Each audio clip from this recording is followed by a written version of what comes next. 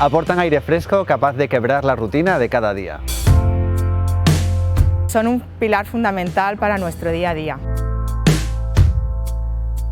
Les caracteriza su infinita generosidad, su capacidad de querer y su compromiso con nosotros.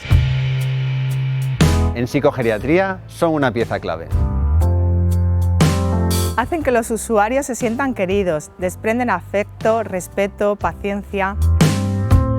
Suponen un momento en el que el paciente se aparta de su rutina habitual. Ellos los ven como personas amigas, aquellas personas que vienen a acompañarles. La disponibilidad de su tiempo libre con los que más lo necesitan es lo que les define.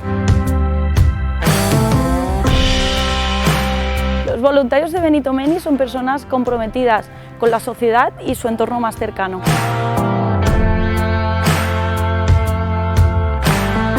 Forman parte de la comunidad hospitalaria ofreciendo su tiempo de manera desinteresada en nuestro centro.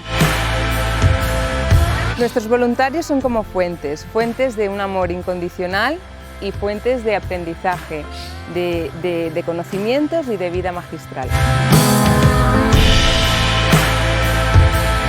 Personalizan el valor de las hermanas hospitalarias, sensibilidad y atención a los más vulnerables.